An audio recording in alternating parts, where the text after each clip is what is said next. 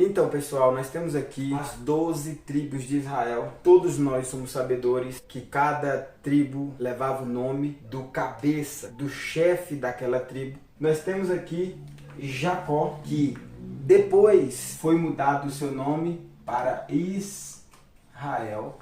Por isso, o nome Israelitas, nação de Israel. Todo o grupo de judeus, todo o grupo de Israel veio dos filhos de Jacó. Jacó, ele teve duas esposas e duas concubinas. Raquel e Lia, ou Leia, vai depender aí da sua tradução, eram as duas esposas de Jacó. Só que as duas esposas de Jacó, cada uma vieram para a casa de Jacó com a sua ajudante, com a sua auxiliadora, que futuramente também virou concubina de Jacó. Então Jacó, ele era casado com Lia, ou Leia, e Leia tinha a sua criada Zilpa.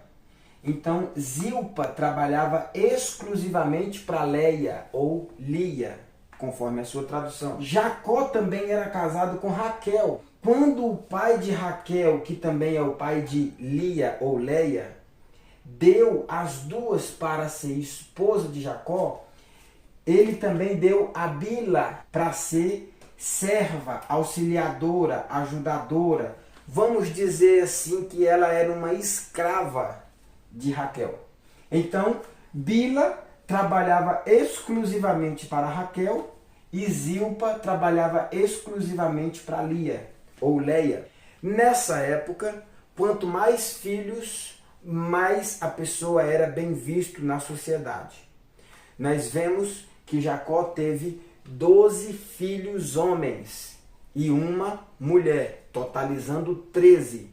Mas, normalmente, nos escritos bíblicos, principalmente do Antigo Testamento, se dava mais ênfase para os homens. Por isso, eu coloquei aqui para que nós possamos entender de onde vieram as tribos de Israel. Bila deitou-se com Jacó e teve 2 filhos, Dan e Naftali.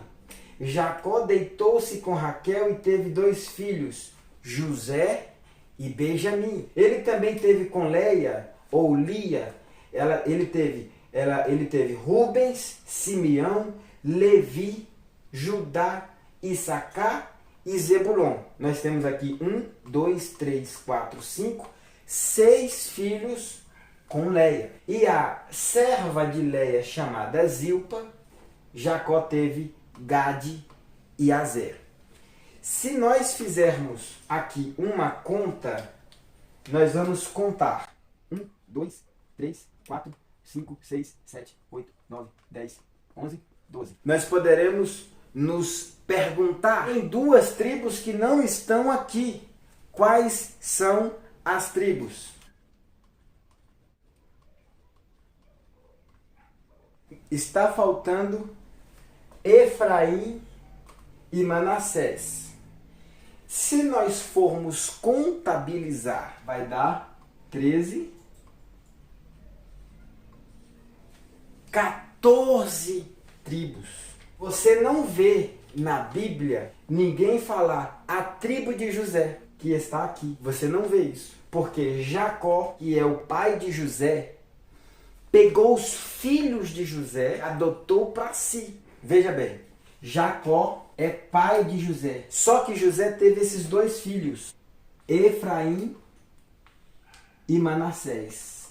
São filhos de José. Automaticamente, Efraim e Manassés são netos de Jacó. Só que Jacó amou tanto José, ele era um dos filhos favoritos que ele tinha, por causa de toda a dificuldade, quando ele estava velho, quando ele estava já com seus cabelos embranquecidos, branco, junto com a sua esposa, ele já não achava que ia conseguir ter mais filhos, e aí Deus vai abençoar eles dando José como filho. Então, filho da sua velhice, José se tornou o filho amado por Jacó. A ponto de Jacó pegar os 2 filhos de José e dizer assim, eu quero adotá-los, eu quero fazer eles não como netos, eu quero fazer eles como filhos. Paro aqui, antes de continuar aqui, só para te falar uma frase. Quando você é amado do Pai, Ele te pega e te faz filho. Beleza? Voltando para o assunto. Ele pega os 2 filhos de José e agora vai fazer com que eles se tornam participantes da bênção que todo pai dava para os seus filhos. Então, José, cadê meu apagador? José vai ser riscado e Efraim e Manassés vai entrar no lugar de José. Para poder ficar mais fácil, eu apaguei aqui os números das tribos e coloquei agora, tirei o José da lista e deixei os 2 filhos dele. Está marcado aqui de preto para ficar destacado. Efraim e Manassés são filhos de José, que foram adotados, vamos dizer assim, por Jacó. Portanto, como eles foram adotados como filho devido ao amor que Jacó sentia por José, eles então recebem agora o direito de filho, que é de ter a tribo, que é de ter a casa, o lote, o terreno, o território. Beleza? Vamos contar? 1, 2, 3, 4, 5, 6, 7, 8, 9, 10, 11, 12, 13. Nós temos aqui agora 13 tribos. E você há de convir comigo que todas essas tribos, elas estão presentes na Bíblia. Agora, eis aqui uma questão que muitos atropelam ao ler, passam por cima ao ler. Qual seria essa questão? Roda a vinheta! Cada tribo obteve um território para morar. Eles entraram na cidade prometida, eles entraram na terra prometida, melhor dizendo, e aí eles dividiram a terra. Olha, Judá, essa terra aqui vai ficar para você, Zebulon, aquela terra ali para cima, Issacar para cá. Eles foram dividindo as terras. Só que eles dividiram apenas 12 e não 13. Por quê? Esse grupo desta tribo aqui são os levitas.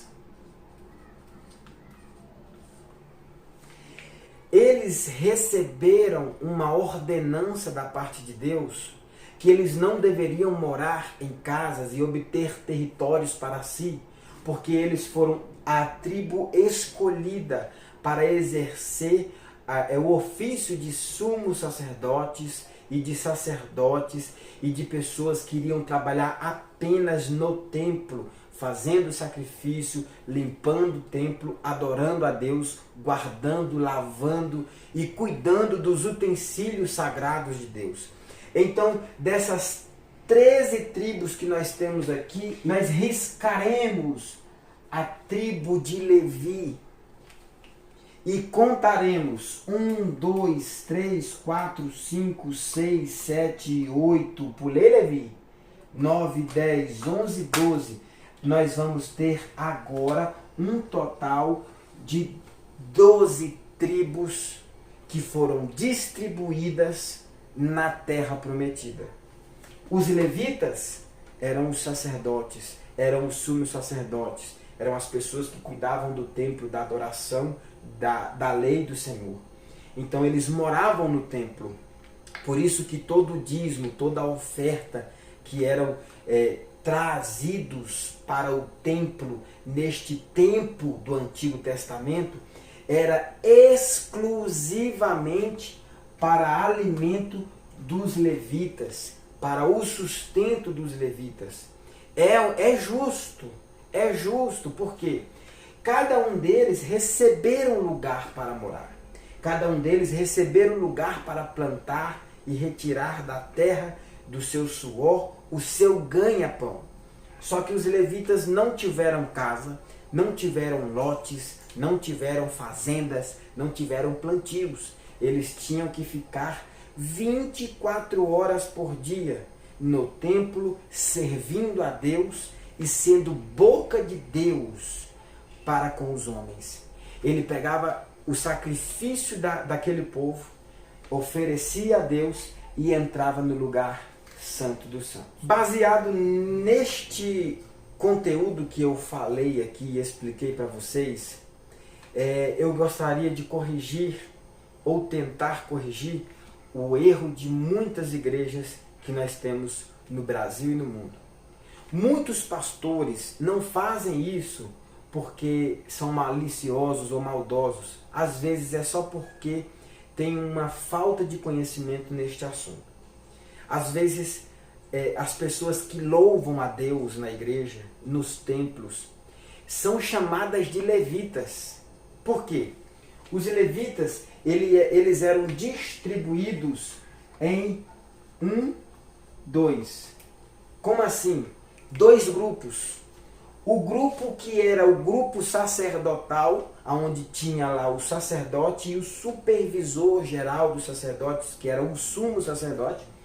E tinha o grupo 2 dos levitas, que eram aqueles que lavavam a casa, lavavam os utensílios, às vezes mexia ali como auxiliar do sumo sacerdote no ato sacrificial. Então, quando um pastor diz assim: vamos ouvir o levita Queiroz Nascimento louvar a Deus com hino, eu estou querendo dizer que o sacerdócio de Cristo, que é o sacerdócio universal, Jesus não veio da tribo de Levi, Jesus veio da tribo de Judá. Essa tribo aqui. Essa tribo não tinha o direito de fazer sacrifícios no templo porque eles não eram escolhidos para isso, eles não eram sacerdotes. Quem devia fazer isso era apenas a tribo que está aqui em cima, arriscada, porque ela não tinha território. Os levitas. Então, Jesus vem da linhagem de Judá, por isso que Davi veio de Judá, por isso que o cego sempre vai dizer: Jesus, filho de Davi, tem misericórdia de mim, ou seja, que é descendente de Judá. Ele não poderia, só que ele veio se apresentando como um sacerdócio superior ao de levita. Por quê? Para uma pessoa da tribo de Zebulon ser sacerdote, ter o desejo no coração para fazer aquilo que os levitas faziam, falar, alguém da tribo de Zebulon dizer assim: eu quero fazer sacrifícios a Deus, eu quero entrar no Santíssimo, eu quero ter intimidade com Deus. Eles não conseguiriam fazer isso nunca, porque eles eram da tribo de Zebulon. A mesma coisa a tribo de Gade, a mesma coisa as outras demais tribos, com exceção dos levitas. Então ninguém que não fosse da tribo de Levi conseguia ser sacerdote devido ao fato de Deus ter escolhido uma tribo. Deus colocou limitações. E mesmo sendo da tribo de Levi, a pessoa não poderia ser sacerdote porque tinha que ter a linhagem de dentro da tribo de Levi.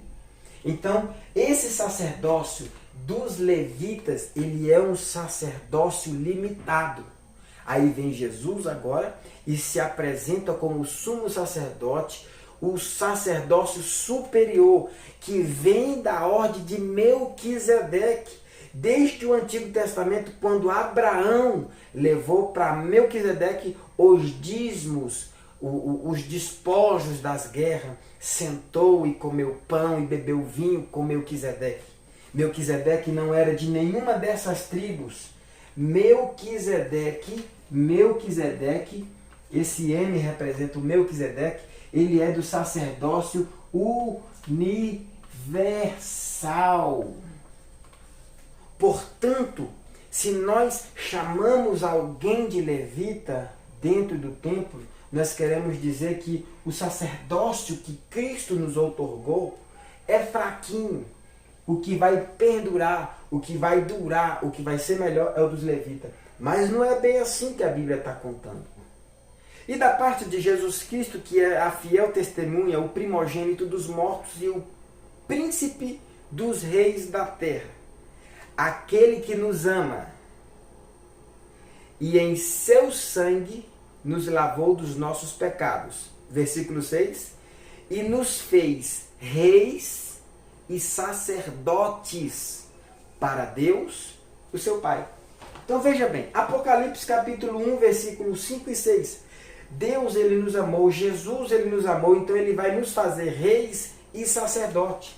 Se fosse para seguir a ordem sacerdotal dos levitas, eu, você, nós jamais iríamos conseguir atuar como sacerdote de Cristo aqui na terra.